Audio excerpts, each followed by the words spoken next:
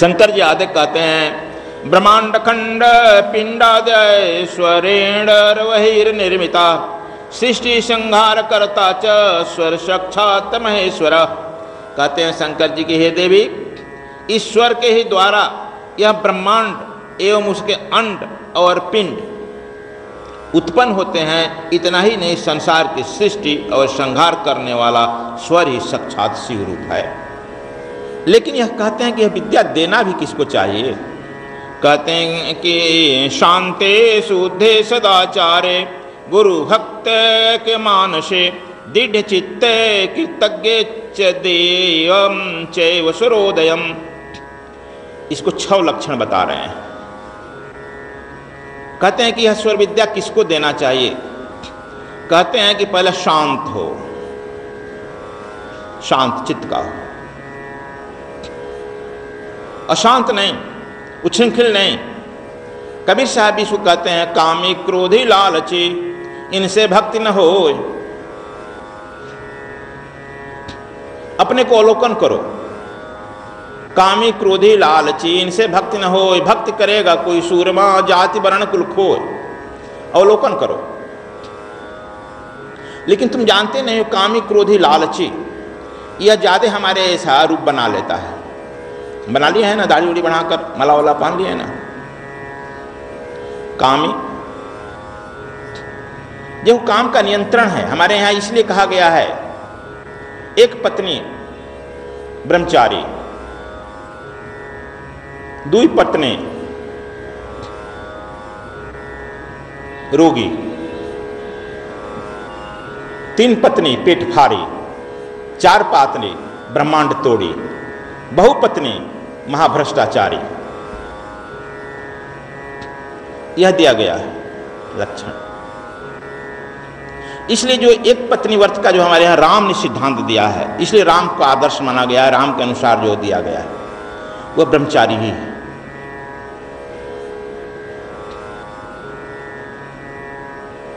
दो को पकड़ा तो थोड़ा बेविचारी, 3 पेट तुम्हारी फाड़ देगी, जीना मुश्किल हो जाएगा। 4 तुम्हारा सिर फट जाएगा। इसलिए पहला लक्षण कहें शांत चित्त का हो। गुरु के यहाँ जैसे बैठता है एकदम स्थिर बैठा है, पत्थर के मूर्ति की तरह बैठा है।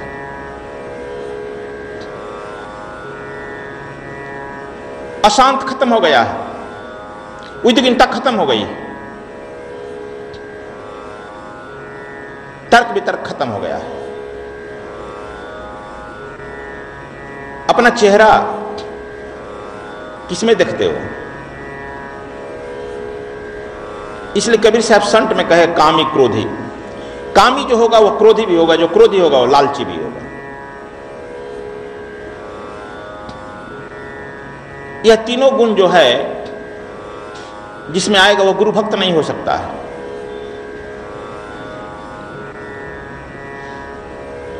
इसलिए कबीर साहब भी कहें, आप कह रहे हैं कि नहीं, उसको यह विद्या नहीं दी जा सकती।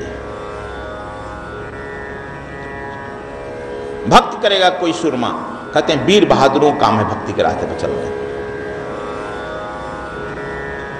शंकर जी पहला लक्षण बताते हैं शांत हो। जिसकी सारी चित्तवृत्तियां शांत हो गई हो, उथल पुथल समाप्त हो गया हो, अपनी चतुराई लगाना छोड़ दिया हो,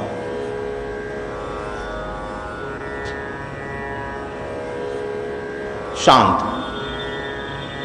इसीलिए वो पार्वती को ही दे रहे हैं, किसी को नहीं दिए।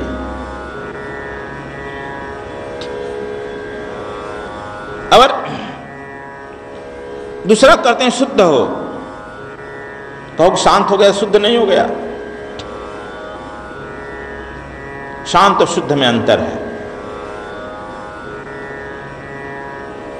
घड़ा में पानी रख दिया, घड़ा का पानी शांत तो हो गया, क्या शुद्ध होना भी जरूरी है? मैला भी डाल देगा, विष भी डाल देगा,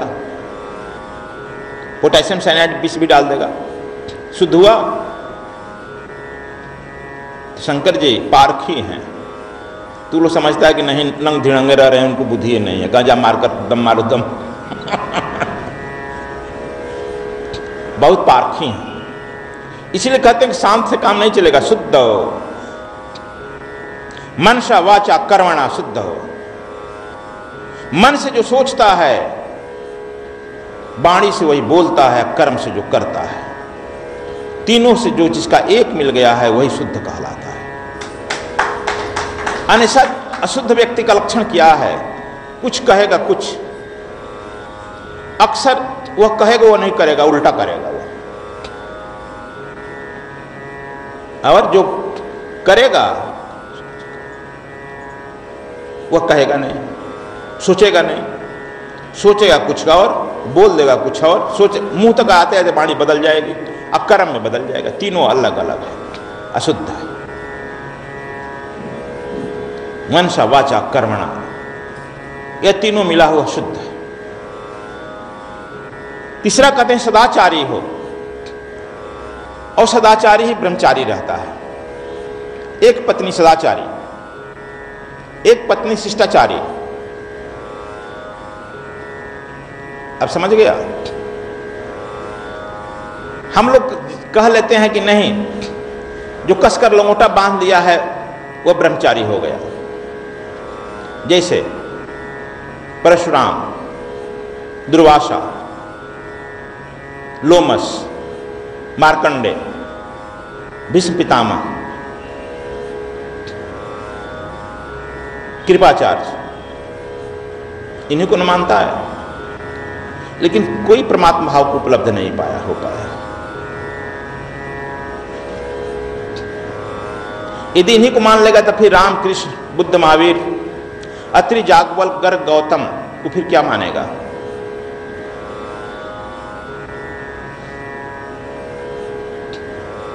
इसलिए ये जो ठीक ठीक ब्रह्मचारी वही हुआ जिस इस ऊर्जा को, काम रूपी ऊर्जा को किसी सदगुरु के सानिध्य में रह करके वह पका रहा है, तो उसके अनुसार पक करके उस ऊर्जा का रूपांतरण ऊपर की तरफ कर दिया, और जो है वह जो है ब्रह्म के तरह चर्याचर्य हो गया, वही असली ब्रह्मचारी। नहीं तो हो जाएगा भ्रष्टाचारी।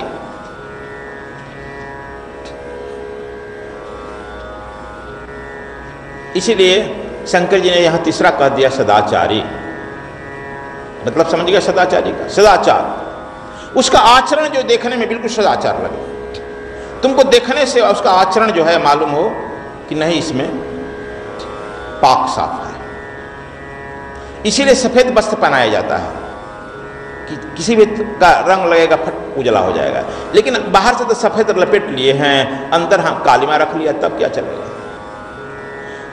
बाहर तो दाढ़ी पक जाती है, फिर काला से लग रंग डाली, दाढ़ी उड़ा काला करके चल देते हैं। मन को भी सफेद करो।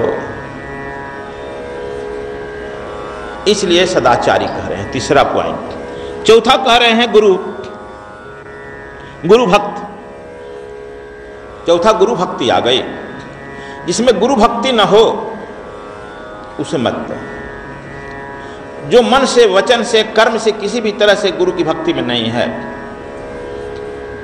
गुरु द्वेषी है, गुरु के निंदक है, उसे मत दो। मैं तुम लोग कहा हूं कि महाभारत काल में भी गुरु भक्त और गुरुद्रोही एक तरफ हो गए हैं।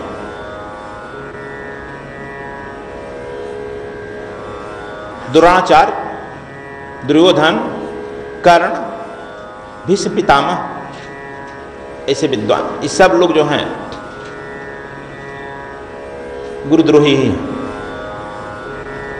भीष्म पितामह में सर्वगुरु संपन्न थे, ब्रह्मचारी थे, अखंड ब्रह्मचर्य। भीष्म पितामह का तुल्य में ब्रह्मचारी किसी की नहीं आती है। बाद में तू लोग पूछेगा तो और ब्रह्मचारियों को हम बता देंगे क्या क्या था, लेकिन भीष्म पितामह की कोई छेपक नहीं आया है आज तक। लेकिन गुरु का भी क्या किए? गुरु उनको कहा कि नहीं, उस लड़की पर त्याग कर लिया, शादी कर लो, लेकिन वो वचन से आबद्ध थे, अपने पिता को वचन दे दिए थे। क्षत्रिय वचन से हटता नहीं है, इसलिए अपने वचन से आबद्ध थे, इसलिए नहीं किए। इतना ही दोष था ना। जबकि गुरु का वचन सर्वश्रेष्ठ होता है, उसके वचन को रखने के लिए सारे वचन भुलाया जा सकता है, सब कुछ छोड़ा जा सकता है। बस छोटा सा दोष था, इसलिए नारायण के पक्ष में नहीं हो पाया। और वो छोटे से दोष के लिए परशुराम से लड़ गए। हालांकि परशुराम बाद में अपनी दोष, द्रोणाचार्य, इधर देखो भगवान कृष्ण गुरु भक्त हैं, अर्जुन है ही, द्रोण जिसका राज हड़प लिया है द्रुपद, कहा कि द्रुपद कैसे, द्रुपद और द्रोणाचार्य दोनों गुरु भाई हैं, दोनों के गुरु अग्निवेश हैं, आश्रम में पढ़ते थे। द्रोणाचार्य विद्वान थे, पढ़ने में तेज तरार थे, लेकिन गुरु पर कमेंट करते थे हर तरह। कमेंट करता है ना तुम लोग भी, गुरुजी अपने यह कर रहे हैं, हमको यह कर रहे हैं, देखो ना, देख देख गुरुजी अपने यह खा रहे हैं, हमको खाने से वंचित करते हैं, देखो ना गुरुजी अपने गाड़ी पर चल रहे हैं, हमको कहते हैं पैदल चलो। तो भी कमेंट करता है ना संतोष, इस तरह से वह कमेंट करते थे, जिससे अग्निवेश ने उन्हें अपने आश्रम से निकाल दिया। और जब गरीबी आई द्रोणाचार्य को, द्रोणी जब अस्वस्थमा लड़का हुआ, गाय के दूध पिलाने के लिए सोचे कि चलो अपने मित्र से मांग लें। यह बात तुम लोग नहीं जानते हो, बड़ा रहस्यमय बात है। द्रुपद एक राजा के लिए गाय की कीमत रखता है,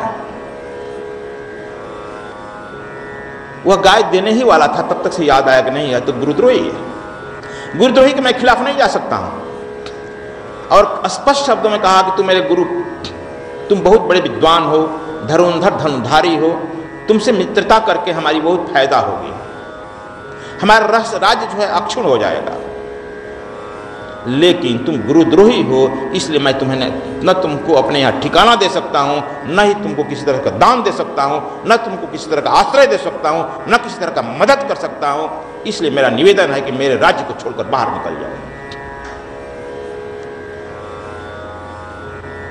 यह द्रुपद अद्भुत गुरु भक्त था,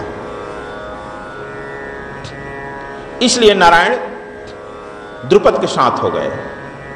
उनकी पुत्री द्रौपदी के अनन्य सखा बन गए। जहां गुरु भक्ति रहेगी नारायण वहां दौड़कर चले जाएंगे।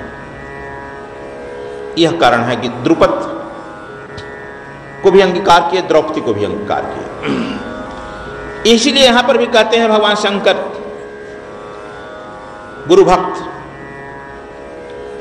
होना चाहिए, लेकिन गुरु भक्त हो तो गया, लेकिन दृढ़ चित्त वाला भी होना चाहिए। यदि चित्त डवाडोल है, चित्त अस्थिर है, गुरु जी कह दिया कि नहीं यहाँ 3 घंटा बैठो, मन जाता है तो जाने तू मत यहां से हिल, लेकिन उसका चित्त स्थिर नहीं है, उठ कर चला गया, हो गया ना खंडित। इसलिए दृढ़ चित्त का होना चाहिए। गुरु कह दिया कि बैठे रहो, बैठे रहो, दृढ़ चित्त वाला को पचवा रख दिए हैं, गुरु भक्ति के बाद भी दृढ़ चित्त। तुम लोग का भी मन जब साधना में बैठते हैं तो बड़ा चित्त भागता है, इसलिए इस प्रकरण को उठाना पड़ा कि दृढ़ चित्त रखो। इस शंकर जी की उक्ति को देखो, आज से पता नहीं 10,000 वर्ष, कितना हजार वर्ष पहले कहा जा चुका है। जितना पहले उस समय सत्य था उतना ही अभी भी है, दृढ़ चित्त। एक बार जो कह दिए ये बट नहीं, मन के चित्त के फेर में कितना पड़ेगा, यहां वहां कब तक भागेगा। एक बार डाल दिया हथियार, यार हो गया।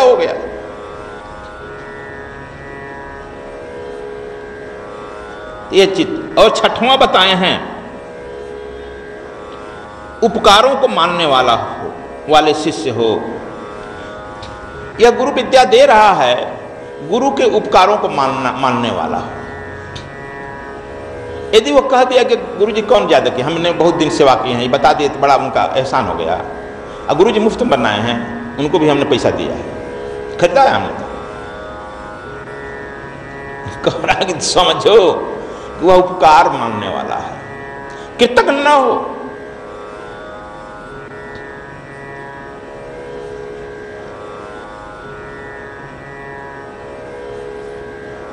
कबीर साहब कहते हैं गुरु तो ऐसा चाहिए जो कुछ न ले। कहा कि तो बड़ा ठीक कहे गुरु जी। आशा जी कहे कि तो बड़ा ठीक कहे। कबीर साहब कहेंगे गुरु तो ऐसा चाहिए जो कुछ न ले, शिष्य कुछ न ले। लेकिन आगे एक और जोड़ दिए है, शिष्य तो ऐसा चाहिए जो सब कुछ दे। शिष्य का निर्धारण कर दिए हैं। आज कोई हमारे यहां आया था कुछ देने के लिए, हमने कहा कि तुम मत दो, फलाना से यह लेकर दे दो। कहा क्यों? हम कहें कि बस मैं कह रहा हूं ना, जिद करा कि हम ही करेंगे। हम कहें कि तुम मत करो, तुम तो हरदम करता है। हमारे यहाँ कहा कि देखो अब तुमको मैं लिस्ट बता दूं, हमारे यहाँ कुछ लिस्ट हैं शिष्यों के हर आश्रम में, वो हरदम स्वेच्छा से करते हैं। अब कभी मैं चक्कर में पड़ गया, कहीं नहीं हुआ, तो उनको कहता हूँ, जब वो कहता हूँ तो अपने अहो भाग्य मान करके उस काम को सहर्ष पूरा कर देते हैं। उसी में तुम्हारा भी लिस्ट है, आज ही की बात है। उसमें रोने लगा, गुरुजी हमारा भी लिस्ट उसी में नाम है। तो हाँ तुम्हारा लिस्ट, हम नहीं जानते थे। कई बार हमको रोकते कि नहीं तुम मत करना, हम इसीलिए तुमको रोकते हैं।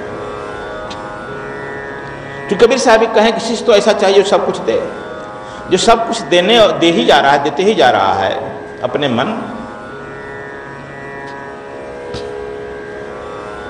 गुरु उस पर आंख रखता है जो देता नहीं, उसके पॉकेट से निकलवाना चाहता है। यदि ना निकलवावे बहुत सारे रोग हो जाएंगे, फट जाएंगे, मर जाएंगे। इसलिए उसे निकलवाना चाहता है, देता है, मुंह खोलता है, तुम दो। अब वह चुक गया तो वह फिर चुक गया। इसलिए यहां कहते हैं कि उपकारों को मानने वाला हो। ये 6 गुण जो है भगवान शंकर बता रहे हैं पार्वती जी से। सद्गुरु स्वामी कृष्णायन जी महाराज का उत्तर प्रदेश कार्यक्रम दिनांक 23 मई 2015 से 25 मई 2015 तक सद्गुरु धाम आश्रम बरईपुर में सद्गुरु आत्मदास जी का निर्वाण दिवस कार्यक्रम आयोजित किया जा रहा है। दिनांक 23, 24 और 25 मई को दिव्य गुप्त विज्ञान की कक्षा आयोजित की जाएगी। दिनांक 25 मई 2015 को प्रातः 7 बजे ब्रह्म दीक्षा का कार्यक्रम संपन्न होगा। अधिक जानकारी हेतु संपर्क करें आचार्य जनेश्वर स्वामी 098 39 64 5310। सद्गुरु स्वामी कृष्णायन जी महाराज का उत्तराखंड कार्यक्रम दिनांक 31 मई दिन रविवार से 6 जून दिन शनिवार तक सद्गुरुधाम आश्रम बद्रीनाथ धाम में स्वर योग साधना शिविर आयोजित किया जा रहा है। इस साधना शिविर में सम्मिलित होने के लिए निबंधन पूर्व में ही अनिवार्य है। निबंधन की अंतिम तिथि 21 मई 2015।